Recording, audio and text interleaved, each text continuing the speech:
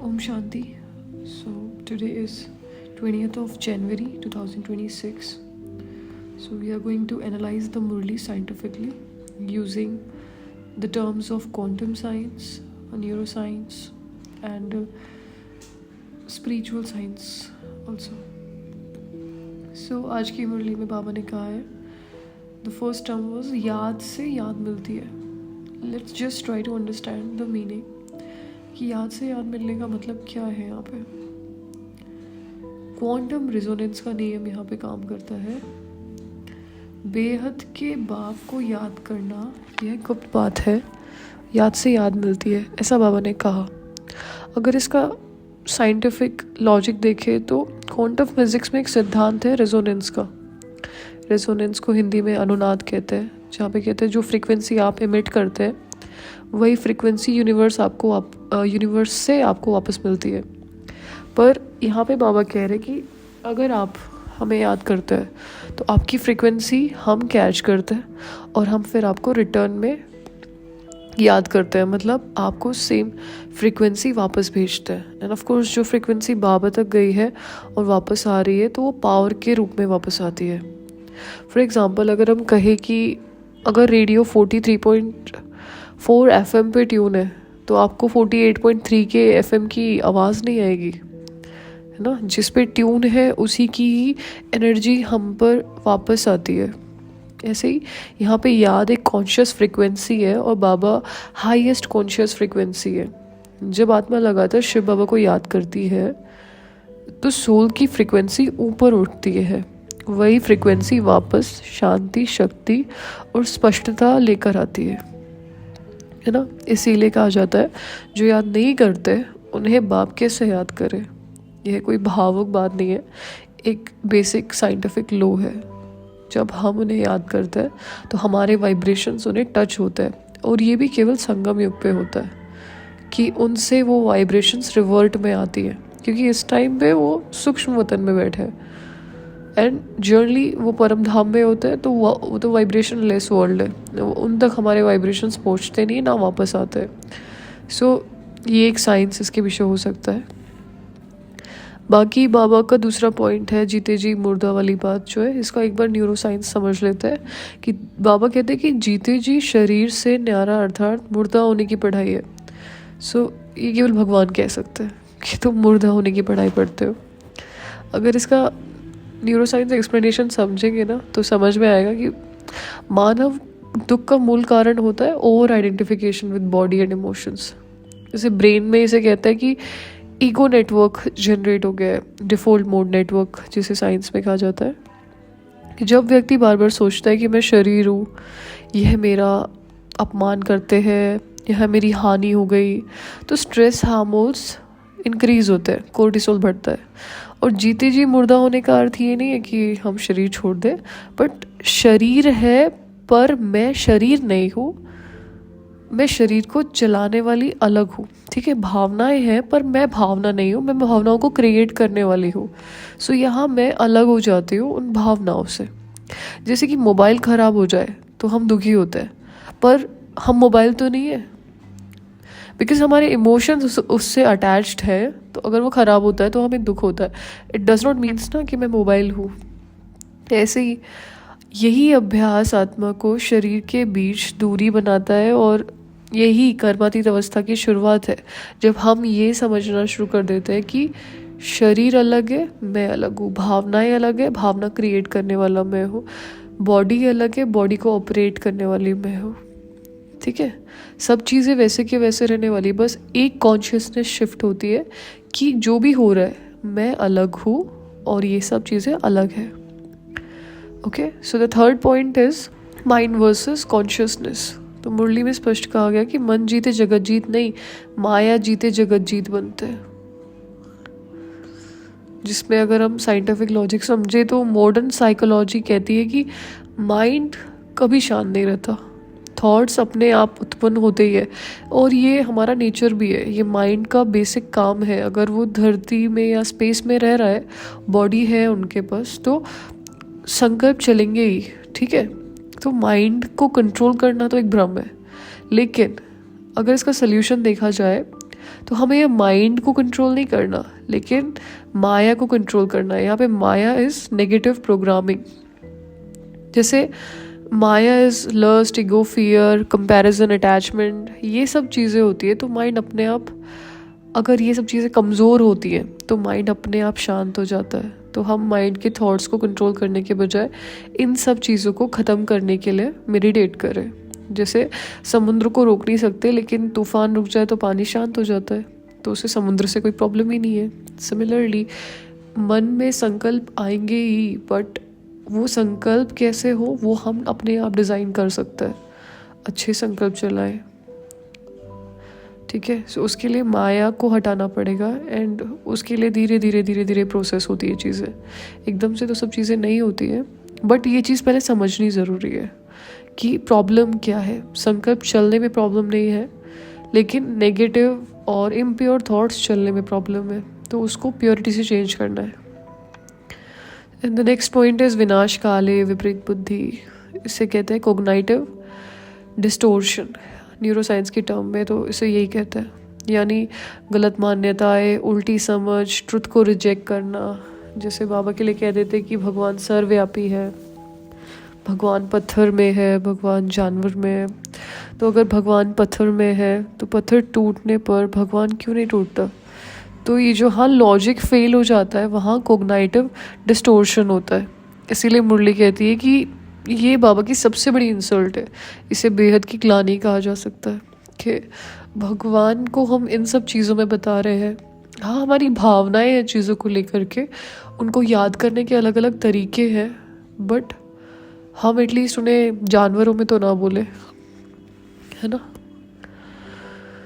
So the next point is कि दो बाप की थ्योरी, जैसे ब्रह्मा बाबा और शिव बाबा के लिए जो कहा जाता है, इसे आइडेंटिटी साइंस के थ्रू समझता है कि आइडेंटिटी साइकोलॉजी में मनुष्य का बिहेवियर उसकी आइडेंटिटी से निकलता है। मुरली कहती है कि एक है हद के बाप जो कि हमारे बॉडी के फादर होते हैं, और एक है बेहद के बाप जो कि हम आत्मा के फादर होते हैं।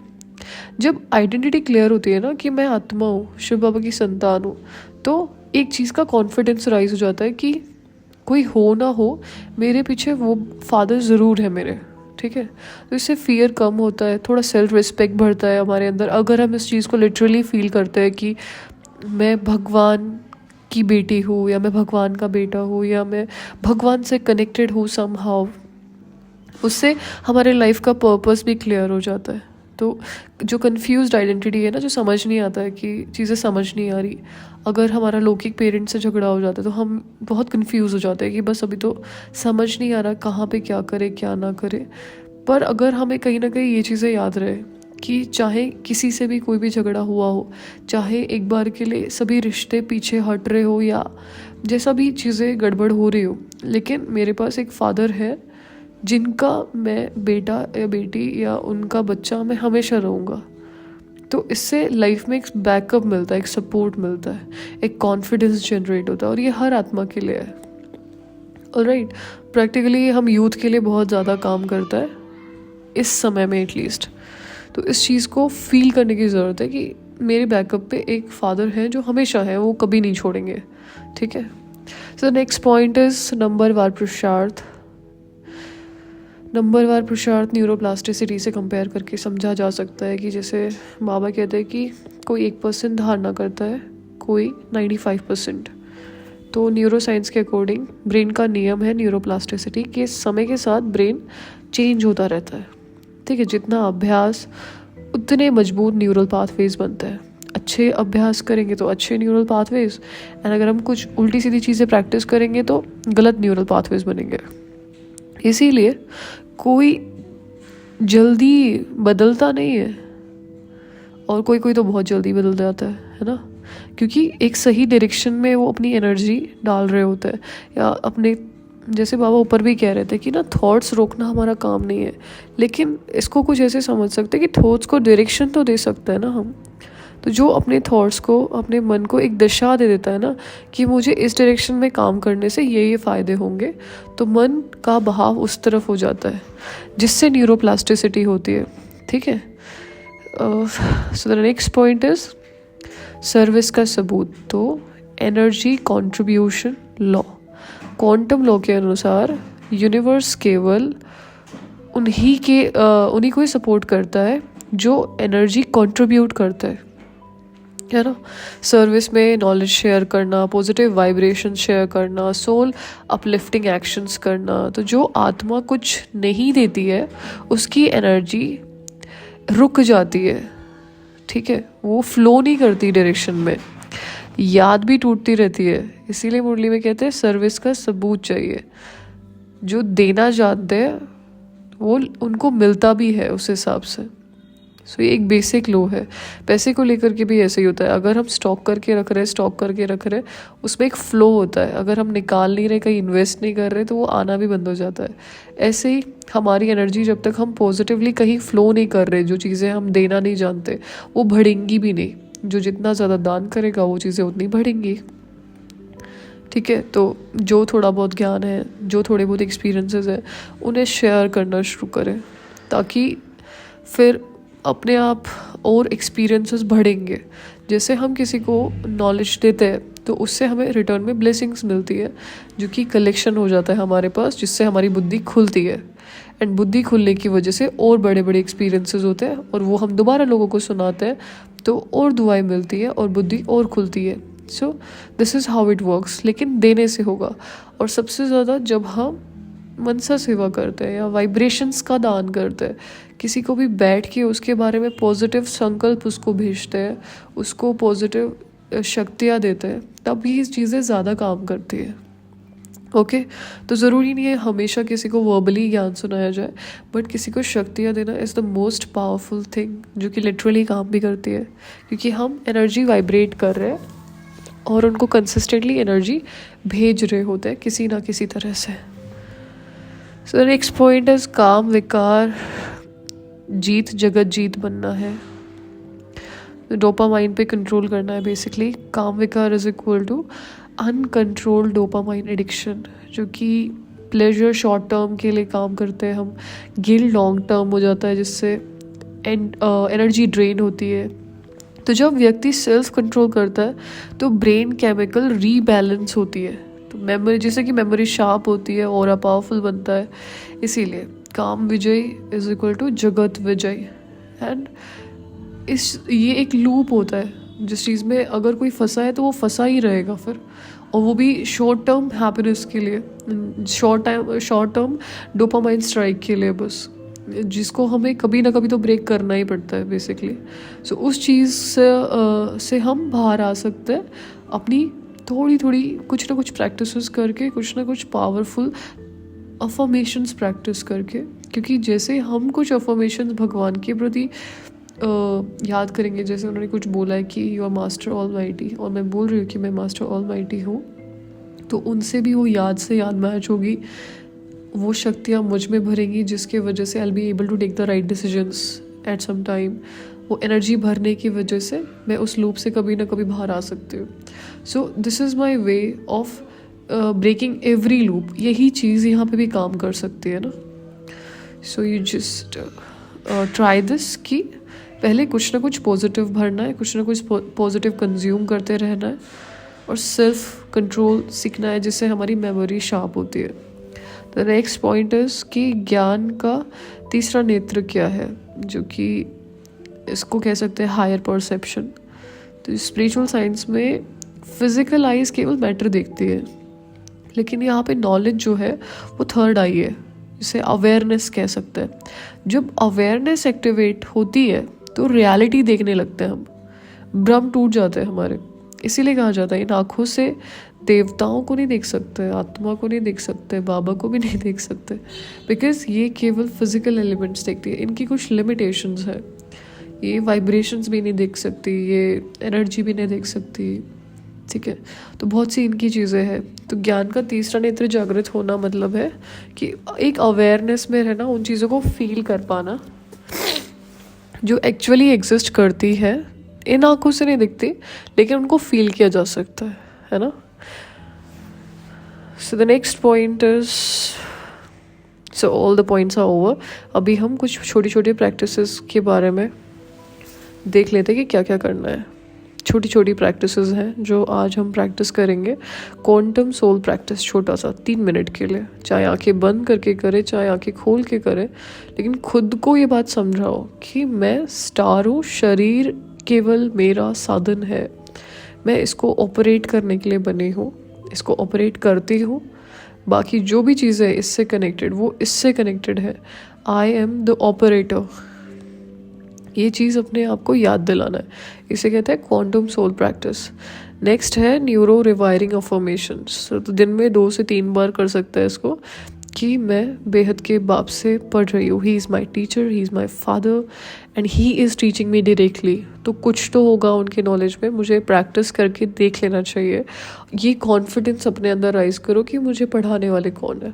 दुनिया में सबके पास बेसिक टीचर्स होते हैं, बट जो मुझे पढ़ाता है ना, उनके पास history, geography, science, neuro science, quantum science, हर चीज़ की नॉलेज है, और वो मुझे बोल रहे हैं, तो ये चीज़ें मुझे प्रैक्टिस करनी ही है। इस चीज़ को खुद को समझाना है। ओके, बाकी द थर्ड पॉइंट इज़ कि मास्टर पीस रेडिएटर बनने की प्रैक्टिस करनी है। 1 मिनट के लिए साइलेंस में बैठ के ये विजुअलाइज करना है कि शांति की वेव्स मुझसे चारों ओर फैल रही है, चाहे 1 मिनट का टाइमर भर के करना। ओके, क्या करना है? शांति की वेव्स मुझसे निकल के चारों ओर फैल रही है, मुझसे मतलब मुझ सोल से। एंड फिर काफ़ी लोग कंफ्यूज होते हैं कि कैसे आ रही है, कहाँ से आ रही है। बाबा कहते हैं मैंने सारी शक्ति आपको दे दी है, यू जस्ट यूज़ देम। तो आपको ये नहीं देखना है कि बाबा से आप में आ रही है, आपसे दुनिया में जा रही है, नहीं, डायरेक्टली आपसे पूरे दुनिया में फैल रही है। You yourself is an ocean, क्योंकि ऐसा बाबा ने कहा है कि मैं तो सारी शक्तियाँ आप लोगों को दे चुका हूँ। So use it like that कि I am an ocean and I am radiating peace all over. रात को ये जो लास्ट पॉइंट है वो चेक करना, कि पूछो अपने आप से कि आज कौन सा विकार हावी हुआ मुझ पे। सेल्फ ऑब्जर्वेशन करना सोने से पहले, लेकिन ये भी सोचना है कि कल वो सेम चीज़ मैं रिपीट नहीं करूँगी जो मैंने आज की। जो गलती मुझसे आज हुई वो कल एटलीस्ट नहीं होगी। ओके, तो फाइनली ये मुरली कोई सिर्फ धार्मिक उपदेश नहीं होता, बल्कि आत्मा और मस्तिष्क को रीप्रोग्राम करने की एक डिवाइन साइंस है। और ये बेसिकली हम एजुकेशन कर रहे हैं, हम पढ़ाई कर रहे हैं हम कोई चीज़ की, जिससे हम अपनी कॉन्शियसनेस को शिफ्ट करने के लिए काम करते हैं खुद पे। ठीक है, हम दिन भर कुछ ना कुछ खुद को याद दिलाते हैं, और बाबा ये चीज़ें हमें डेली आके पढ़ाते हैं। जस्ट बिकॉज उनकी लैंग्वेज थोड़ी अलग है, तो हम उस चीज़ को प्रवचन के जैसे ना लें, एजुकेशन को एजुकेशन के जैसे लें, उससे अपने लाइफ में चेंजेस लेके आए, और फिर दूसरों की लाइफ भी उसी वजह से चेंज करें। और ज़्यादातर चीज़ें हमें देख कर के लोग बदलेंगे, हमारे सुनाने से भी नहीं बदलने वाले। तो एटलीस्ट अपनी लाइफ तो अमेजिंग बनाए, अगर हम इस घर का, इस यूनिवर्सिटी का हिस्सा है तो। Alright, okay, Om Shanti, take care.